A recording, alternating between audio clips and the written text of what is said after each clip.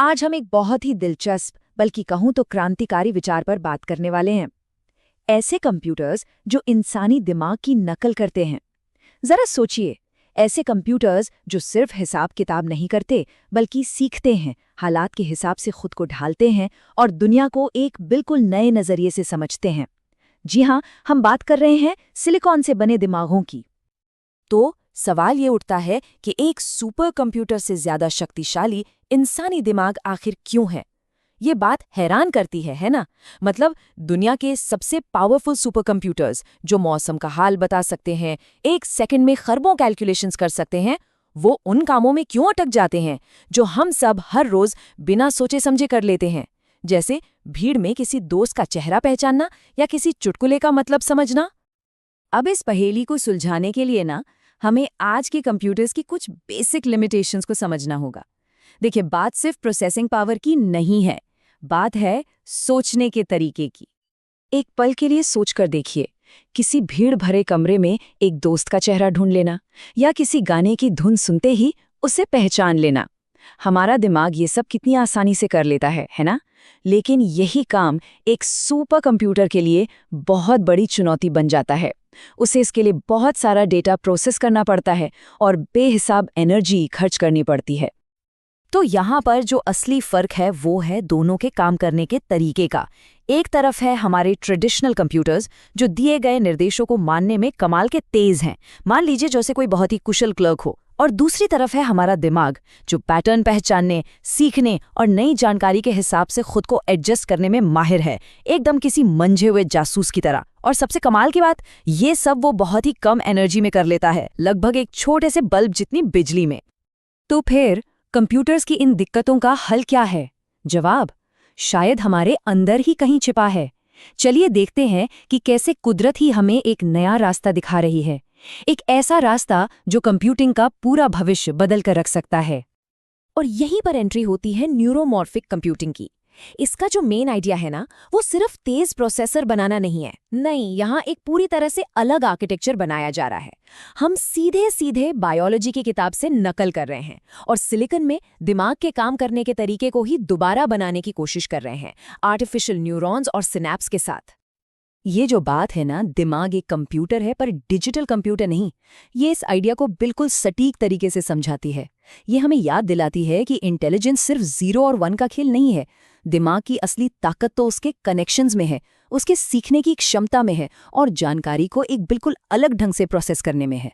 और बस यही तरीका है जिसे अब सिलिकॉन पर उतारने की कोशिश हो रही है। ठीक है, थ्योरी तो समझ आ गई, पर असल में ये काम कैसे करता है? चलिए अब ये देखते हैं कि ये नए चिप्स हमारे आज के कंप्यूटरों से इतने अलग क्यों हैं और ये हमारे सोचने के तरीके को कैसे बदल सकते हैं। तो सबसे ज़रूरी बात यह है कि इसका मकसद सिर्फ कैलकुलेशन को तेज़ करना नहीं है।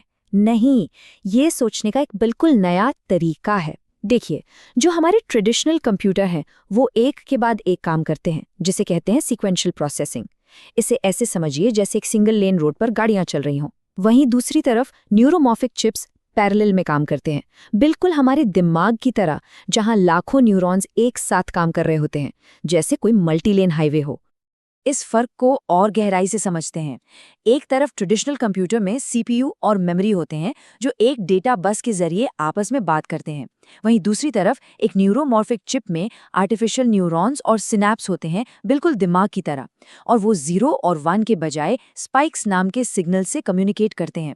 ये स्पाइक्स ठीक वैसे ही हैं जैसे हमारे असली न्यूरॉन्स फायर करते हैं, और यही चीज़ उन्हें ज़्यादा एफिशिएंट और पावरफुल बनाती है। तो सवाल ये है कि ये चिप्स सीखते कैसे हैं? अच्छा, तो ये बिल्कुल हमारे सीखने जैसा ही है। चिप को कोई डेटा मिलता है, मान लीजिए कोई तस्वीर या आवाज़। इस डेटा को देखकर कुछ न्यूरॉन्स फायर करते हैं, और जब ये न्यूरॉन्स एक साथ फायर करते हैं तो उनके बीच का कनेक्शन यानी सिनैप्स और भी मजबूत हो जाता है। ये ठीक वैसा ही है जैसे जब हम कुछ नया सीखते हैं तो हमारे दिमाग में नए रास्ते बनते हैं, और धीरे धीरे इसी प्रोसेस से पैटर्न बनते हैं और चिप असल में सीख जाती है। ये सब सुनने में तो बहुत कमाल का लगता है ना? लेकिन इसका असली दुनिया में क्या असर होगा? चलिए अब नज़र डालते हैं कि ये टेक्नोलॉजी हमारे भविष्य को कैसे आकार दे सकती है और हमारी जिंदगी को कैसे बेहतर बना सकती है। संभावनाएं तो बहुत बड़ी हैं। हम बात कर रहे हैं नेक्स्ट जनरेशन एआई की, जो सिर्फ डेटा नहीं बल्कि कॉन्टेक्स्ट को भी समझ सकती है। हम बात कर रहे हैं ऐसे रोबोट्स की जो अपने आसपास के माहौल से सीख सकते हैं और खुद को ढाल सकते हैं। और तो और ऐसे मेडिकल डिवाइसेस की जो किसी इंसान के शरीर के हिसाब से काम करें और पर्सनलाइज्ड इलाज दे सकें। ये सच में सब कुछ बदल सकता है। और शायद इसका सबसे बड़ा फायदा ये है एनर्जी। ट्रेडिशनल AI हार्डवेयर के मुकाबले न्यूरोमॉर्फिक चिप्स अविश्वसनीय रूप से एफिशिएंट हो सकते हैं, मतलब 1000 गुना ज़्यादा एनर्जी एफिशिएंट। इसका मतलब ये हुआ कि पावरफुल AI को अब छोटे बैटरी से चलने वाले डिवाइस में भी फिट किया जा सकता है। सोचिए, ये हमारी रोज़मर्रा की ज़िंदगी का हिस्सा बन सकती है। चलिए इसे थोड़ा और असलियत के करीब लाते हैं। जरा कल्पना कीजिए एक ऐसे प्रोस्थेटिक हाथ की जो सिर्फ हिलता डुलता नहीं बल्कि चीजों की बनावट और तापमान को महसूस कर सकता है और उस जानकारी से सीखकर और भी नेचुरल तरीके से काम कर सकता है। या फिर सोचिए एक ऐसे सेंसर के बारे में जो लगातार शरीर के सिग्नल्स को मॉनिटर करता है और सिर्फ एक व्यक्ति के लिए खास हेल्थ पैटर्न्स को सीखता है, जिससे बीमारियों का पता बहुत जल्दी लग सके। ये अब कोई साइंस फिक्शन नहीं है, ये इस टेक्नोलॉजी का वादा है। आखिर में ये समझना जरूरी है कि ये टेक्नोलॉजी सिर्फ तेज कंप्यूटर बनाने के बारे में नहीं है। नहीं, ये उससे कई ज्यादा बड़ी बात है। ये हमें सोच के मतलब पर ही दोबारा सोचने को मजबूर करती है। ये मशीनों के साथ हमारे रिश्ते को ही फिर से डिफाइन करने की बात है। तो सार ये है, हम अब मशीनों को सिर्फ कमांड देने से आगे बढ़ रहे हैं। हम ऐसी मशीनें डिज़ाइन कर रहे हैं जो खुद सीख सकती हैं, खुद को ढाल सकती हैं। ये एक प्रोग्राम की हुई मशीन और एक सीखने वाले सिस्टम के बीच का फ़र्क है। और यकीन मानिए, यही वो फ़र्क है जो हमारा भविष्य तय करेगा।